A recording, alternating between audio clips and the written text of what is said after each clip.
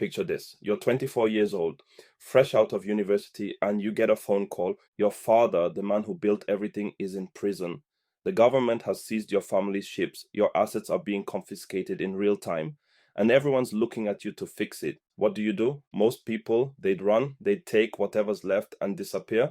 But Abdulsamad Rabiu, he stayed, he fought, and he built. This is his story. Hey everyone, welcome back to Legacy Builders Podcast. I'm your host, Ama, where we uncover the human stories behind Africa's most powerful business empires. In each episode, we push past Forbes lists and press clippings to explore how visionary leaders built their fortunes. Our research covers aspects of their personal trials and triumphs, from their sleepless nights, risky bets, and relentless discipline to their victories. Because behind every billion-dollar valuation is a story of resilience and strategy forged long before the spotlight found them. If you're new here, welcome. And if you're returning from last week's episode on Michael Adenuga, thank you for coming back. You're in for a wild ride today. So here's what we're doing this season. We're going deep on Africa's billionaires, but not the ones who inherited daddy's oil wells or married into political dynasties. No. We're talking about the builders, the ones who actually created something from scratch, or in today's case, from collapse. Last episode, we covered Michael Adenuga, the taxi driver who became Nigeria's telecom king. That was a story about audacity, about betting everything on a vision nobody else could see. Today's different, because today we're talking about a man who didn't start with nothing. He started with something worse, a disaster. His name is Abdulsamad Rabiu, and chances are you've never heard of him. He's Africa's fourth richest man, worth $9.2 billion. That's billion with a B. He's richer than Adenuga, the guy we just covered. He runs BUA Group, cement, sugar, flour, ports, logistics. Basically, if you're building something or eating something in West Africa, his company's touched it. But here's the thing that makes his story absolutely fascinating. He didn't choose this life, it chose him. See, most billionaire stories start with ambition. Someone dreams big, takes risks, builds an empire. Abdulsamad's story, it starts with survival. In 1984, when he was just 24 years old, his entire world collapsed. His father got thrown in prison. The government seized their family assets. Ships full of goods confiscated, private jets gone, cash flow stopped, and everybody turned to this 24-year-old kid and said, fix it. So here's the question we're exploring today. How do you turn inherited catastrophe into a $9 billion empire? Because that's not about luck. That's not about connections. That's about something deeper, something forged in crisis. Okay, let's dive in. Act 1, the inheritance, when everything falls apart. Okay, so let's set the scene. It's April 29th, 1960. Kano, Nigeria, Abdulsamad Isyaku Rabiu is born. Now his family, they're comfortable, not ultra wealthy, but definitely privileged. His father, Khalifa Isyaku Rabiu, is a merchant. And not just any merchant, this man is building an empire. Think about Nigeria in the 1970s and early 80s. The oil boom is happening, money is flowing, and Khalifa, he's everywhere. Rice importation, check beverage distribution, check textile manufacturing, yep, property development, you bet. Construction contracts, absolutely. This man has commercial real estate across northern Nigeria. He's got cash, he's got private jets, plural, the kind of portfolio that takes most people an entire generation to build. He's got it. But here's the thing about Khalifa, he's dominant. And I don't mean that in a casual way. I mean everything, and I mean everything flows through him. Every decision, every contract, every relationship, the entire business orbits around this one man like planets around the sun. Young Abdulsamad is watching all of this, observing, learning, not from textbooks, but from watching his father operate. Eventually, he gets a scholarship to study in America, Capital University in Columbus, Ohio. He gets an economics degree, solid education, but nothing extraordinary, He's not being groomed as the crown prince. He's just being educated as a proper gentleman. And then everything changes. 1984, military coup. General Muhammadu Buhari seizes power, and his government, they're on a mission, fighting corruption, enforcing discipline. They're arresting everybody, politicians, generals, businessmen. Anyone they think is stealing or hoarding gets thrown in jail. And one day they arrest Khalifa Rabiu. The charges: rice hoarding, import violations. Now, whether these charges were legitimate or not doesn't really matter in a military dictatorship, does it? Once they decide you're guilty, you're guilty. But wait, it gets worse. Abdul Samad's older brother, nephew, he's facing his own legal crisis, serious trouble. So now the family's fragmenting under pressure from multiple angles. And the government isn't stopping at arrests, they're seizing assets. Remember those ships I mentioned? The ones full of rice and sugar being unloaded at Lagos and Port Harcourt? The government confiscates them. Goods start disappearing into government hands. The cash flow, it just stops. That those two private jets that used to be symbols of the family's success, now they're expensive liabilities. They can't fly. They're draining capital just sitting there. So they have to be sold or abandoned. Think about that. The family business, built over decades, commanding dozens of operations across multiple sectors, starts collapsing. Why? Because the one man holding it all together is sitting in a prison cell. And Abdulsamad Rabiu is 24 years old, not 34, not 44, 24 years old. He just graduated. He's got an economics degree and basically zero operational experience. He's never run a major company, never negotiated a serious contract, never faced a real crisis. And now the entire family inheritance is in his hands. This is where most people would quit, right? Most people would say, you know what? This isn't my mess. I didn't create this. I'm out. But Abdul Samad doesn't quit. He steps into it. There's this quote from him describing this period, and I want you to really listen to this. It was very difficult. When we started, our dad was not there. There was this huge vacuum because of his personality. He grew the business, he did everything, everybody reported to him, and then he wasn't there anymore. So, at a very tender age, I was saddled with so many things. I had to take a lot of important decisions, and don't forget that this happened suddenly. Now, notice what he's not saying here. He's not saying it was unfair. He's not saying I had no choice. He's not playing the victim card. He says, I had to take a lot of important decisions. That right there, that's the shift. That's the moment a 24-year-old boy becomes a businessman. Not because he wanted to, not because it was his dream, but because the alternative was watching everything burn, and he refused to let that happen. The battle of the three ships. So let's talk about the immediate problem, and it's staggeringly concrete. Three cargo ships, one in Lagos Harbor, two in Port Harcourt, they're being unloaded right now. Rice, sugar, raw materials, and government agencies are moving in to seize everything. Can you imagine? You're 24 years old, you're standing at a port, and you're watching government officials literally confiscate your family's goods in real time. What do? Abdul Samad has three options: fight publicly, negotiate quietly, or just accept the loss and walk away. He chooses option two: quiet negotiation, working through business channels, playing the long game. Here's how he describes it. There were three ships being discharged, rice and sugar ships. The government agencies tried to seize the goods. So we were discharging, they were taking, we were taking back. It was a big issue. Think about what that means. He's at the port. He's 24 years old. The government has military authority. They have guns. They have power. The odds are completely stacked against him, but he's negotiating transaction by transaction, load by load, fighting for every bag of rice, every sack of sugar. Does he recover everything? No, of course not. But he recovers something, and in that moment when everything's falling apart, something is better than nothing. The jets, knowing what to cut. Now here comes an even harder decision. The family owns two private jets, beautiful machines, symbols of success and power. But in 1984, during a military dictatorship, when capital is locked down and the business is bleeding out, those jets aren't assets anymore. They're targets. They're symbols of the exact kind of wealth the regime wants to confiscate. Plus, they're expensive. They can't fly. They're just sitting there draining money for maintenance and storage. So Abdul Samad makes a brutal call: get rid of them, sell them, ground them, whatever, just eliminate them as liabilities. And this is crucial because it reveals something most entrepreneurs never learn. Sometimes the bravest move isn't expansion, it's elimination. He cuts the dead weight, he accepts losses, he focuses only on what can survive. The family business doesn't need jets right now, it needs cash flow, it needs to move quietly, it needs to be invisible. So Abdul Samad becomes invisible.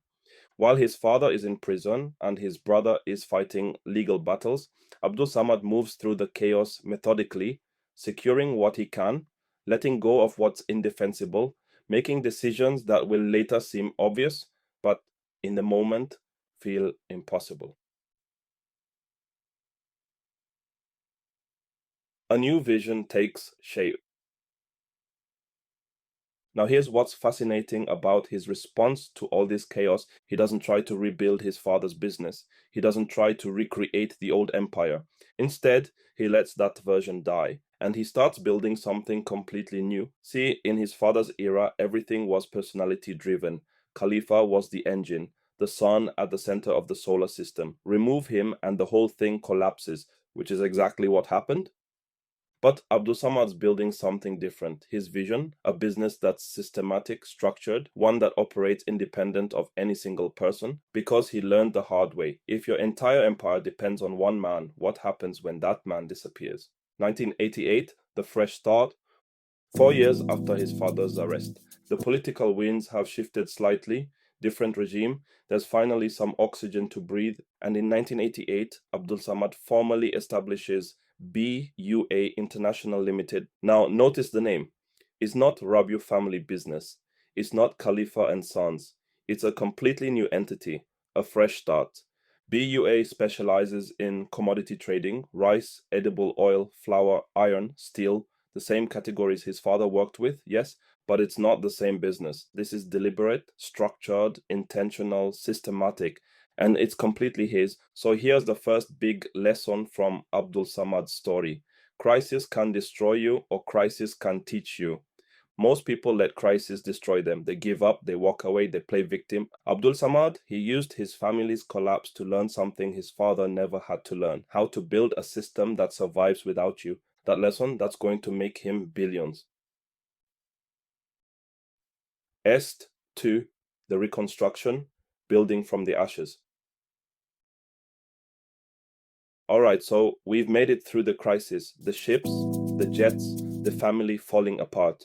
Abdul Samad's 28 years old now, and he's got BUA International Limited up and running.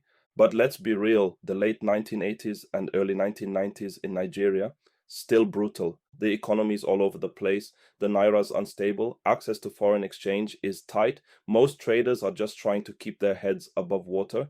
BUA survives. But why?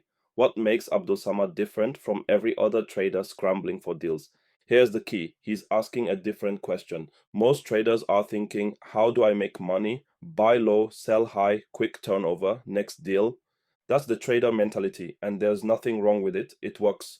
But Abdul Samad, he's asking something else entirely.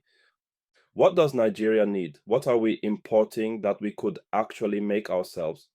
Double asterisk. Now that sounds simple, right? But it's actually revolutionary because that question shifts everything. It moves him from trader mentality to manufacturer mentality, from how do I buy low and sell high to how do I build something people have to buy from me. See the difference? One is a transaction, the other is building a moat. The breakthrough, Delta Steel, 1990.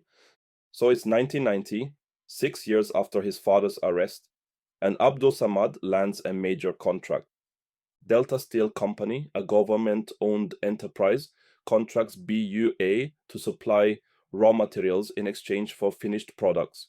Now, by global standards, this isn't some massive deal, but in Nigeria, in 1990, when capital is hard to access and foreign exchange is rationed like water in a drought, this is a breakthrough. Why? Let me break down what this contract gives him.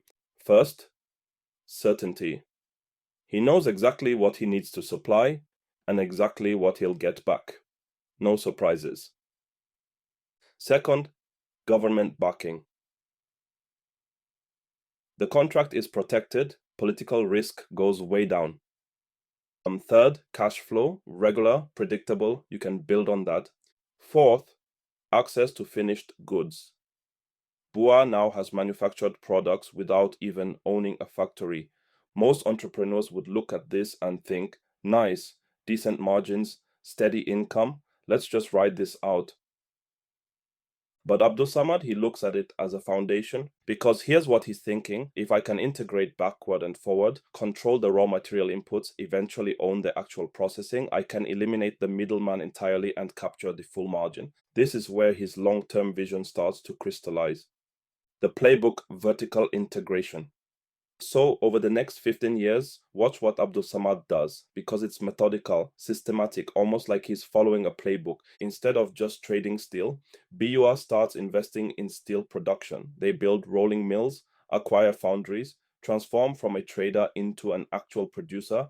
Then, in the late 1990s, BUA acquires Nigerian Oil Mills Limited, one of the largest edible oil processing companies in the country. Now, BUA isn't just selling edible oil, they're making it. 2005, BUA establishes flour milling plants in Lagos and Kano, modern industrial facilities, processing wheat into flour for the entire Nigerian market. Do you see the pattern here? This isn't random. This isn't, oh, let's try this industry next. This is systematic value chain control. The playbook goes like this. Step 1, identify something Nigeria is importing. Step 2, build a facility to produce it locally. Step 3, capture the margin. Step 4, reinvest the profits. Step 5, repeat. Now, this is exactly what Aliko Dangote did to build his cement empire. It's what every serious manufacturer does. But here's what makes Abdulsamad different. He's doing this across multiple sectors simultaneously. Most entrepreneurs specialize, right? They pick one industry, master it, scale it, own it. Abdulsamad, he's building a portfolio, steel, edible oil, flour, and he's just getting started. Why would he do this? Why not just focus on one thing and dominate it up? Because he learned something from his father's crisis, something most entrepreneurs never learn. Diversification isn't greed, it's survival. Think about it. If one industry collapses, maybe government regulation changes, maybe the market gets saturated, maybe there's political disruption. Your entire empire doesn't go down with it. You've got steel, you've got oil, you've got flour, you've got sugar. It's a backup to a backup to a backup. And in a country like Nigeria, where political winds can shift overnight, that's not just smart business, that's survival. The sugar bet 2008 and Neo. So it's 2008. Abdulsamad has been building BUA for 20 years now. He's got a successful trading business, manufacturing operations, steady cash flow. He's 48 years old, and most people at 48, especially people who've already built something substantial, they're thinking about slowing down, right? Consolidating, protecting what they've built, maybe thinking about retirement. Abdulsamad, he's thinking about expansion, specifically sugar. Now, here's the situation. For 8 years, one company has dominated Nigeria's sugar market. We're talking an effective monopoly, enormous margins, and the barrier to entry. Everyone says it's insurmountable. Most entrepreneurs would take one look at this and say, nope, the incumbent's too strong, the capital requirements too high, the risks too great. Abdulsamad, he bids anyway.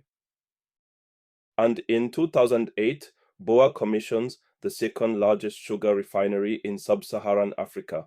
Let that sink in for a second. The second largest in all of sub-Saharan Africa. The capacity?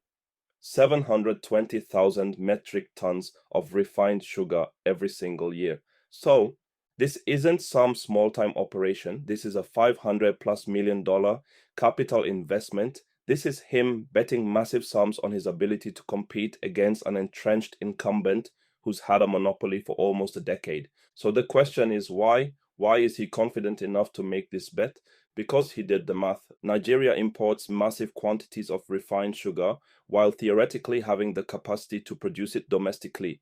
The governments impose tariffs on raw sugar imports, which creates a price incentive for local refining. The economics are sound, but here's the thing. Economics on paper don't mean anything if you can't execute.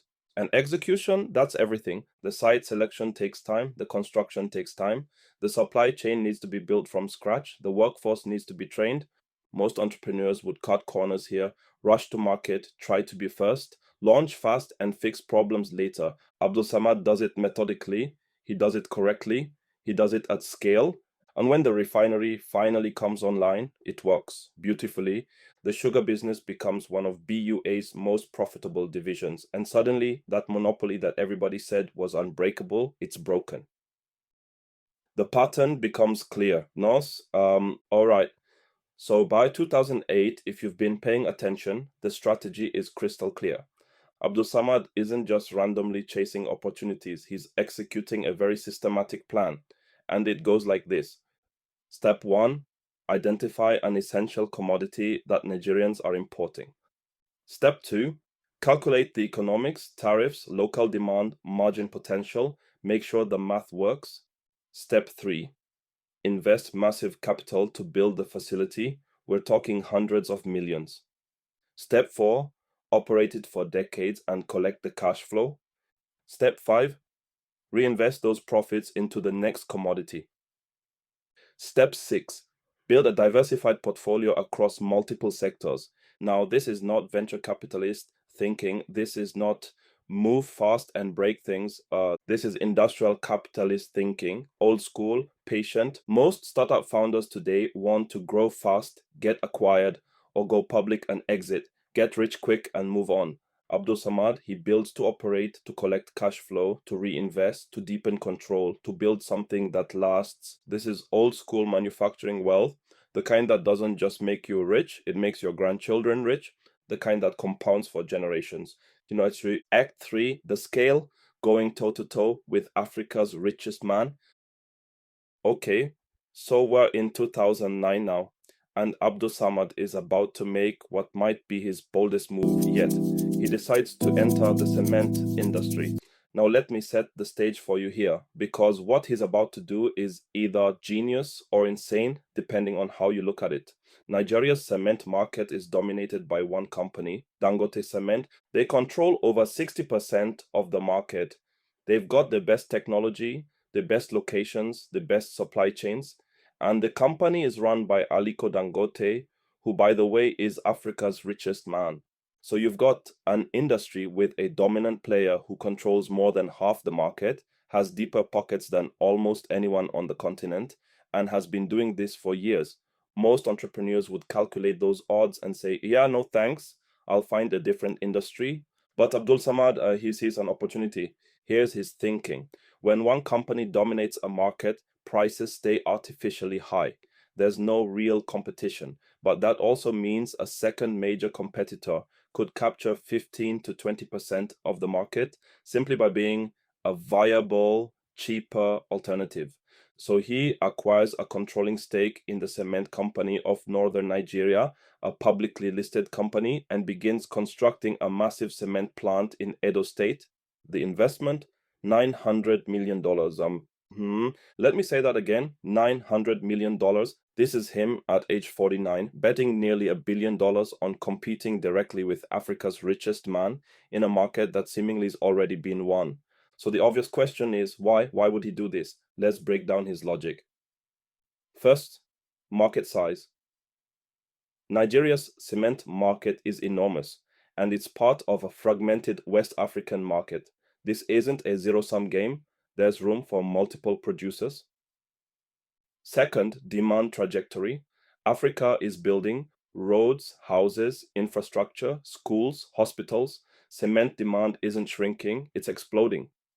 Third, political dynamics. Nigerians prefer supporting Nigerian-owned companies when possible. Dangote Cement is Nigerian. BUA is Nigerian. So having BUA as an alternative gives customers a choice, and choice is powerful. Fourth, capital efficiency. Large-scale cement production, if you do it right, generates massive cash flow for decades. It's not a quick flip, it's a generational asset. So the plant comes online in 2015, and by 2020, BUA Cement has established itself as Nigeria's second largest cement producer. The competition with Dangote Cement becomes intense. We'll get to that drama in a minute.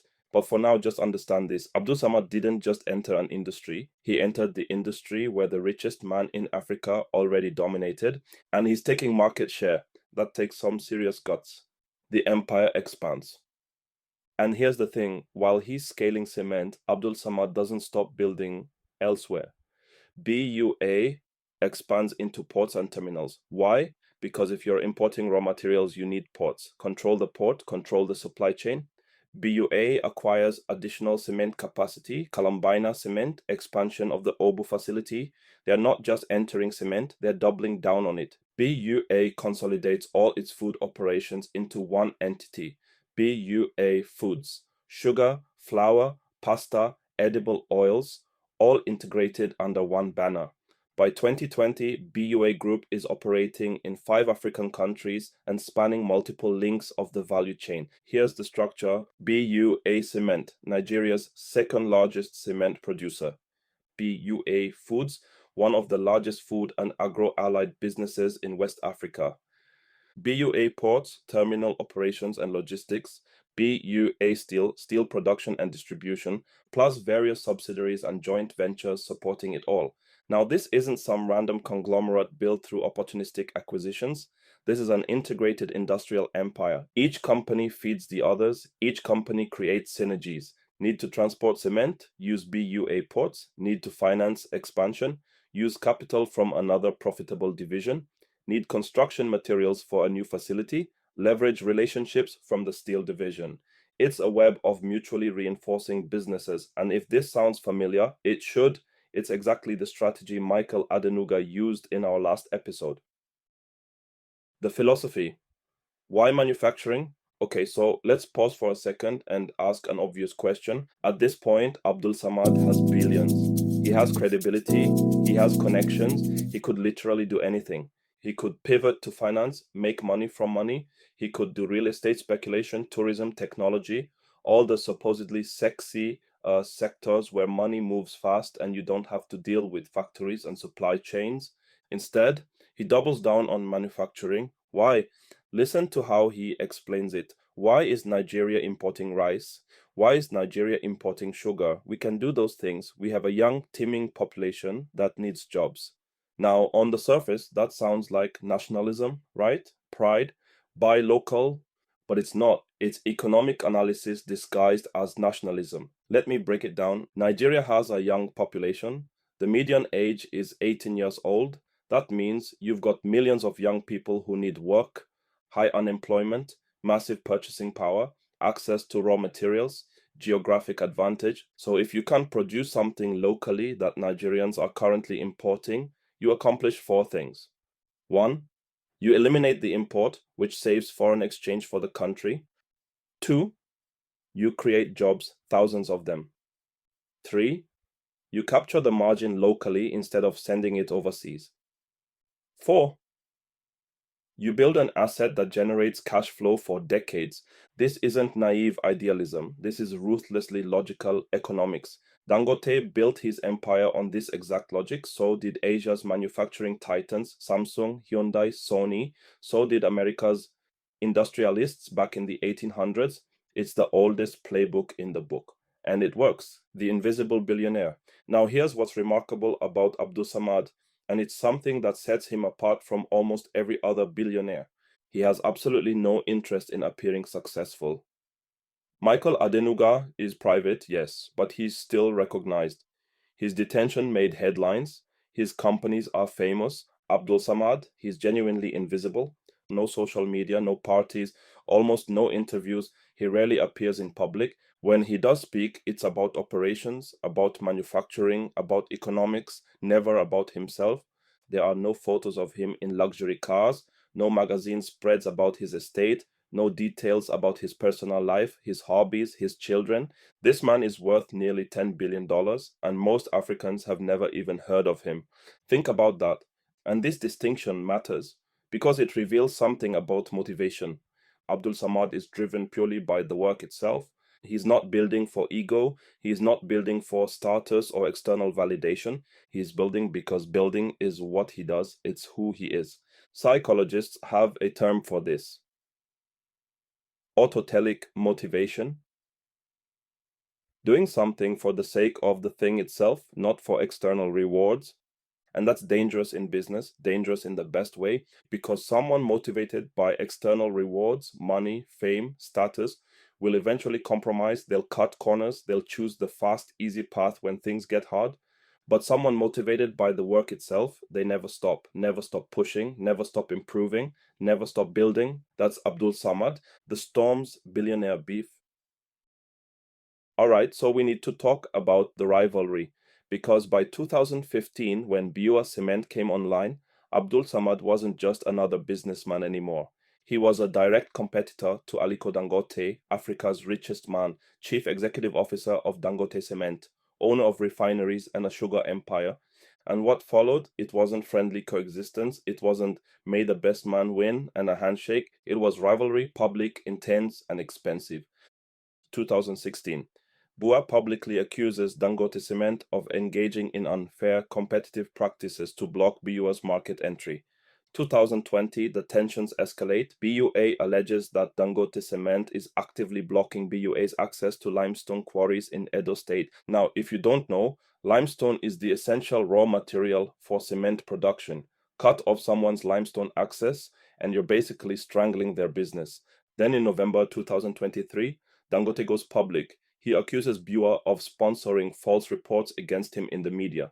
BUA responds, and they don't just respond, they come with receipts, detailed allegations, emails allegedly showing Dangote executives plotting against BUA operations. This isn't some behind the scenes corporate maneuvering. This is two of Africa's richest men publicly warring over market dominance in an industry worth billions. Now, you might think this would destroy one of them, right? That the legal battles, the public accusations, the bad press would cripple operations. But here's what actually happened. The competition intensified, market share shifted, prices fell, Nigerian consumers got cheaper cement, and both companies still grew. This is the paradox of competition. Short term, it looks destructive, it looks wasteful, it looks like they're just burning money, fighting each other. But long term, it forces both companies to operate more efficiently, invest more in innovation, cut costs, and serve customers better. Dangote Cement remains dominant. They still have the largest market share.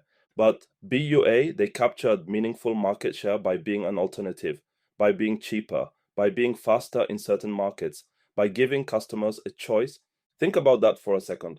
A young man who was forced to take over a collapsing business at 24 years old is now, 30 years later, competing directly with Africa's richest man and actually winning market share. That's not just business success, that's vindication. The pot crisis, political turbulence. As by now, the Dangote rivalry isn't the only storm he's had to weather. Let me tell you about 2019. BUA Foods had expanded into port operations at Rivers Port in Port Harcourt. They had a proper concession with the Nigerian Ports Authority, the NPA. Everything's legal, everything's by the book. Then one day, abruptly, the NPA revokes the concession, just terminates the lease agreement. No warning, no prior issues, no legitimate conflict or dispute. So Abdul Samad investigates. And what does he find? The NPA's leadership wanted to help a political crony, and BUA's port operations were competing with that crony's business. So they just revoked it. Simple as that. Now, if you're not familiar with doing business in emerging markets, this might shock you. But for anyone who's operated in these environments, this is just Tuesday. Governance can be arbitrary, unfair, unpredictable, but also kind of predictable in its unpredictability. And remember, Abdul Samad had experienced this before. At 24 years old, when the government seized his family's assets, he knew this playbook. So what does he do? He doesn't fight publicly, doesn't make noise in the media, doesn't try to win through confrontation. He accepts the loss, moves on, and waits. Eventually, a new administration comes to power, the political winds shift, and fairness returns somewhat. But here's the lesson. In Nigeria, political resilience matters as much as operational excellence. You can be brilliant. You can build something incredible. Your operations can be flawless. But if you're operating in a country where government seizure is possible, where concessions can be revoked for political reasons, you need to be prepared for arbitrary loss. That's why Abdul Samad maintains a portfolio. That's why he's diversified across 5 African countries, not just Nigeria. That's why he builds relationships with politicians across multiple regimes and administrations. A backup to a backup to a backup is not paranoia, it's survival. Act 4, going public, the wealth explosion, music transition, uplifting. Okay, so we're in 2020 now, and Abdul Samad's built an industrial empire generating billions in revenue. But there's a problem, capital, to keep expanding cement production, to build new facilities, to acquire more companies. All of this requires massive capital investments. And even if you're a billionaire, there's a limit to how much you can deploy while maintaining operational control. So Abdulsamad makes a strategic decision. Take BUA Cement public. January 2020, BUA Cement lists on the Nigerian stock exchange. The valuation, 1.2 trillion naira. That's approximately $3.3 billion.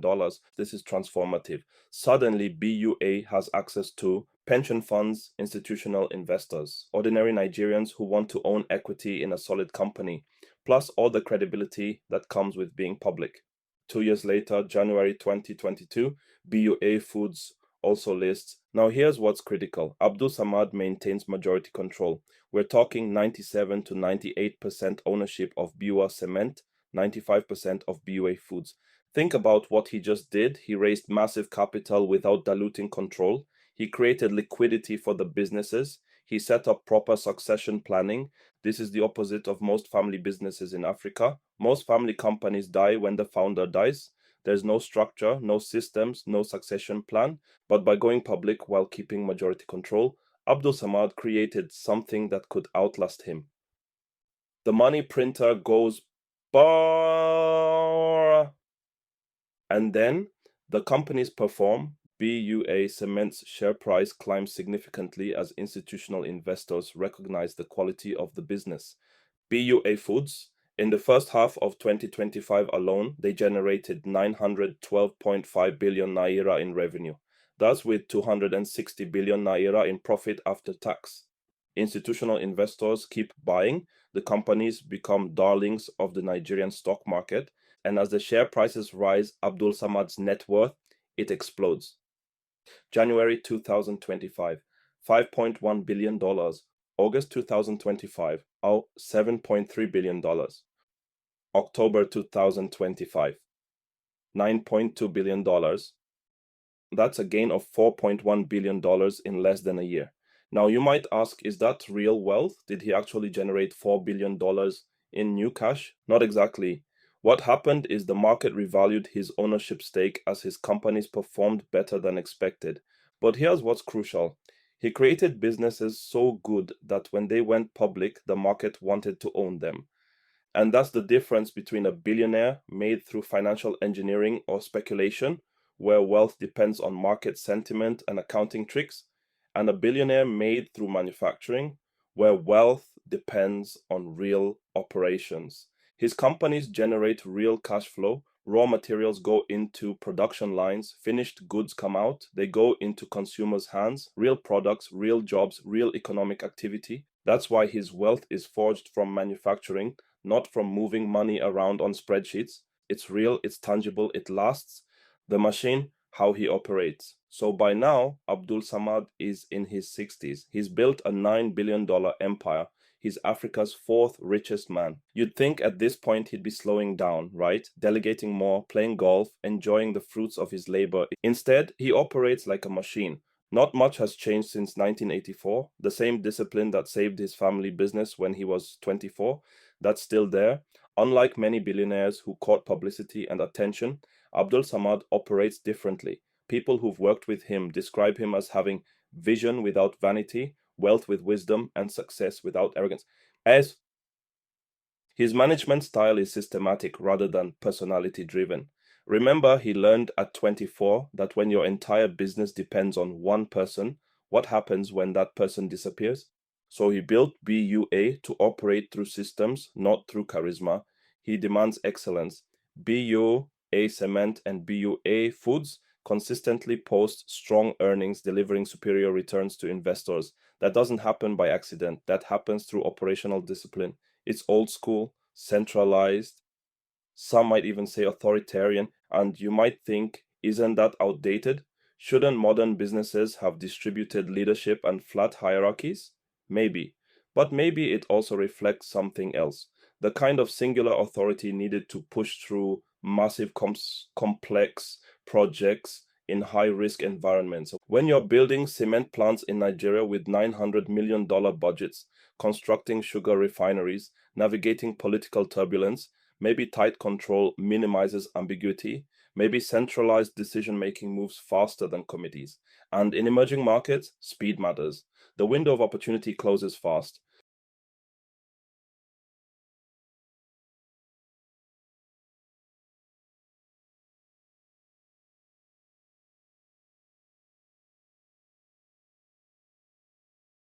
Family, and giving back. But here's what makes him different from the stereotype of the ruthless corporate titan: family. He maintains deep family values, he attends his children's graduations, he instills discipline in them. Family comes first. And philanthropy? It's massive, but quiet. Through the Abdulsamad Rabiu Africa Initiative, ASR Africa, he's committed hundreds of millions to health, education, and social development across the continent. Not for recognition, not for awards or magazine covers, for impact. He's not building statues of himself. He's not naming everything after himself. He's just quietly doing the work, because that's who he is: a builder, not a brand. The legacy beyond the billions. So let's zoom out for a second and look at what Abdulsamad Rabiu has actually built. Today, his holdings span nearly every critical sector of West Africa's economy: cement through BUA Cement, sugar and flour through BUA Foods, ports and logistics through BUA Ports, steel through BUA Steel. And this isn't random diversification. This is strategic integration. When you need construction materials for a new facility, you've got relationships in steel.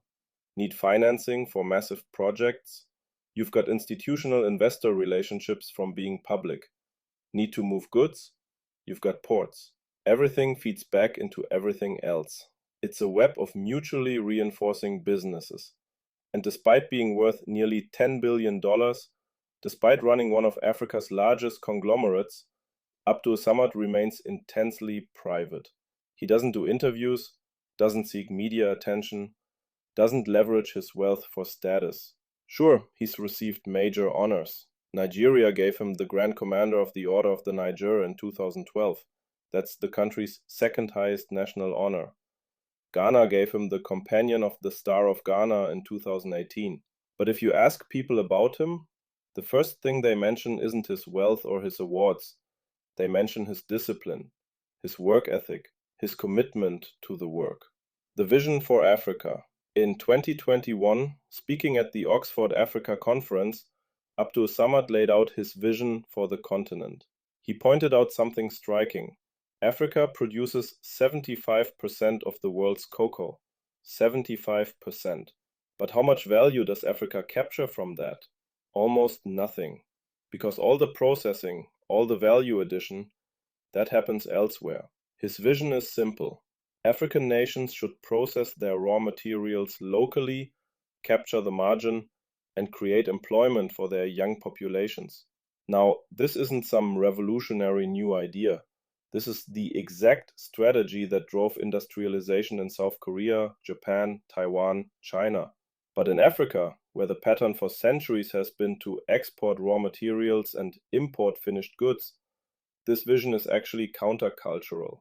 And here's the thing. He's not asking for charity or special treatment. He's not asking for handouts. He's pointing out basic economic logic. If Africa wants to develop, Africa must industrialize locally. And his companies, BUA Cement, BUA Foods, BUA Steel, they're living proof that it's possible, that it works, that Africans can build world-class manufacturing operations that compete globally. The lessons, what we can learn. All right, so we've covered Abdulsamad's entire journey, from crisis at 24 to $9 billion at 64. What can we extract from this? What are the actual lessons? Lesson 1, crisis can transform you. Abdulsamad was handed a collapsing business at 24. His father in prison, assets being seized, cash flow stopped. Most people would say, this is over, time to cut my losses. But he saw it differently. He saw it as an opportunity to rebuild on his own terms. The key insight? Accepting that a situation is bad doesn't mean giving up.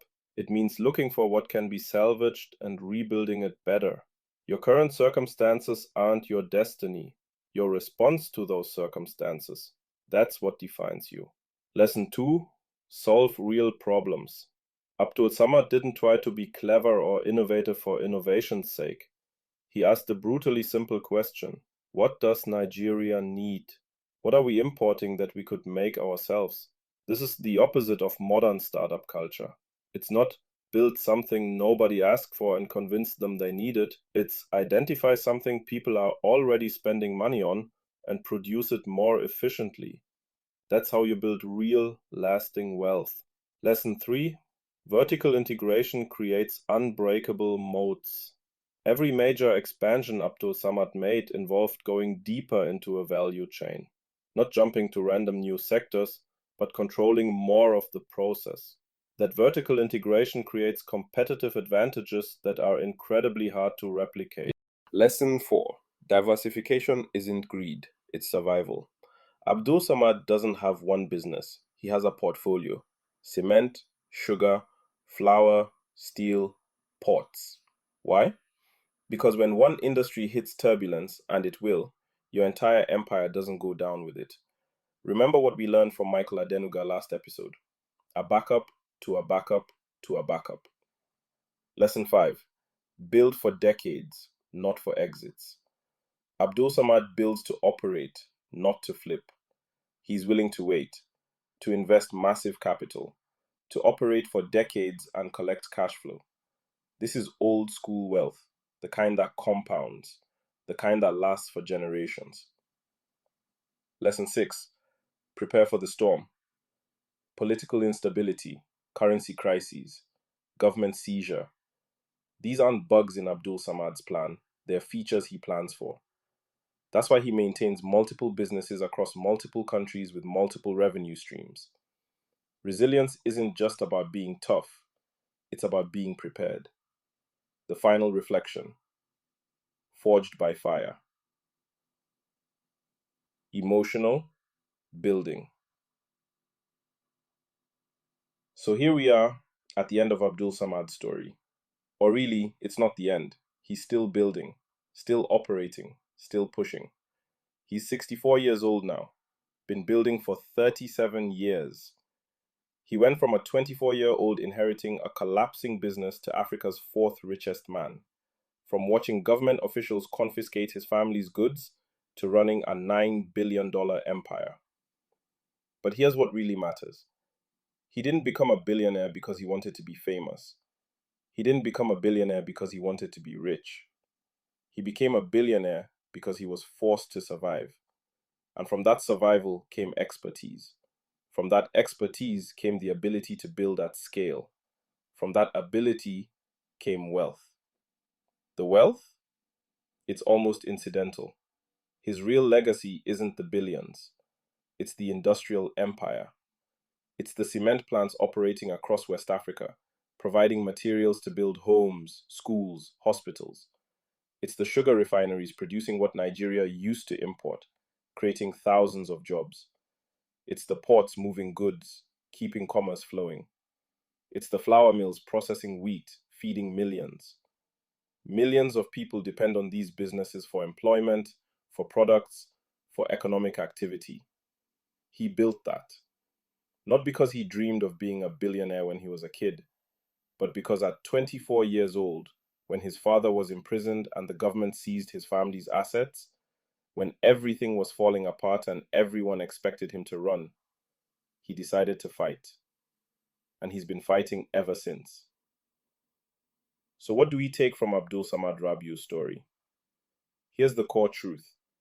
You don't choose your circumstances, but you always choose your response. He didn't choose to inherit a collapsing business at 24, didn't choose to have his father thrown in prison, didn't choose to have the government seize his family's assets, didn't choose any of that. But he chose to stay, he chose to fight, he chose to rebuild. Most people would have left, would have taken whatever was salvageable, moved to London or New York, and started over somewhere safe. Abdulsamad stayed in Nigeria, and he built something that wouldn't exist if he'd left. That's the lesson. That's the legacy. Your current circumstances, however bad they are, don't define you. Your response to those circumstances, that's what defines you. A 24-year-old with a collapsing empire and an imprisoned father became one of Africa's most powerful industrialists. Not because the odds were in his favor, but because he refused to accept that inherited crisis meant inherited defeat. If he can do that, what's your excuse? And that's it for today's episode of Legacy Builders. If you want to build something that lasts, really lasts, study the people who've already done it. Their struggles, that's your roadmap. Their discipline, that's your template. Their resilience, that's your inheritance. Abdulsamad Rabiu went from crisis to empire, from disaster to dominance. And you know what? You can too. If you enjoyed this episode, make sure you subscribe. We've got more incredible stories coming your way. Next episode, we're diving into another African titan who built an empire against impossible odds. Until then, keep building. I'm Ama, and this has been Legacy Builders. We gather round our table, minor decline. Smooth kiss beneath our fingers, ticking steady time. Ideas start to shimmer on the candlelight. In business and in rhythm we align. Boardroom groove, feel the heartbeat slow. Piano speaks in colors, only visionaries know. Afro pulse is guiding every thought we own. In this funky space, our futures grow.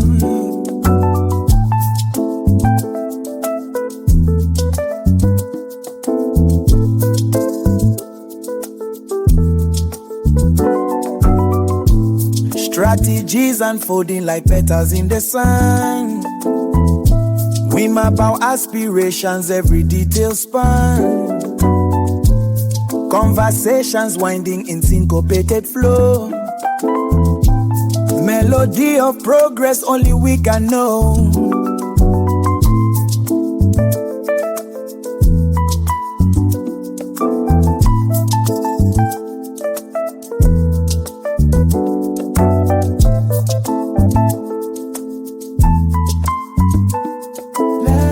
Feel the tempo shift.